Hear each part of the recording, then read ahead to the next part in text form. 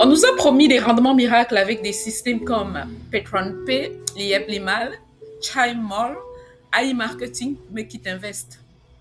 Le résultat, une pyramide de Ponzi qui finit toujours par s'écrouler, emportant avec elle les économies de ceux qui croyaient au Père Noël. Pourquoi tombons-nous dans le panneau? Parce que nous avons peur que notre argent dorme, mais attention, pour éviter que notre argent ne dorme, ne le donnons plus à des escrocs qui nous promettent la lune. Il faut savoir faire la distinction. Un Ponzi, c'est du vent. L'argent des nouveaux membres paye les anciens. Un MLM, légal comme Forever Living Product, Edma, Tianchi, Green, il y en a tellement, repose sur la vente de produits réels.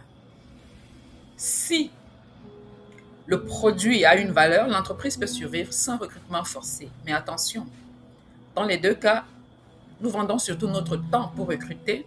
Ce n'est pas de l'investissement, c'est un métier de vendeur. Oui, c'est la vente. La vraie question c'est, voulons-nous construire une équipe ou voulons-nous faire travailler notre argent? La vraie alternative, c'est celle qui ne nous demande pas de recruter notre cousin, notre cousine, notre ami, collègue. Moi, je pense que c'est la bourse. Pourquoi? Parce que la bourse nous permet de devenir propriétaire d'entreprises réelles qui génèrent des profits chaque jour. Juste à partir d'un petit clic. Ensuite, on a des intérêts composés. Ouf, la huitième merveille du monde. Notre argent génère des intérêts qui génèrent eux-mêmes des intérêts.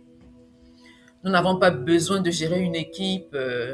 Notre argent travaille pour nous pendant que nous dormons réellement ou encore pendant que nous faisons autre chose, sans le stress d'un réseau qui s'effondre. Réfléchissons à une chose simple. Regardons le classement des hommes les plus riches du monde, là. Que ce soit Elon Musk, Jeff Bezos, Warren Buffett, ils ne sont pas devenus milliardaires en recrutant leurs amis dans des systèmes de rendement miraculeux. Miraculeux. Non, ils sont riches parce qu'ils ont détenu des entreprises réelles, cotées en bourse. C'est ça la réalité de la richesse, la possession d'actifs qui ont une valeur concrète, pas la spéculation sur des systèmes opaques.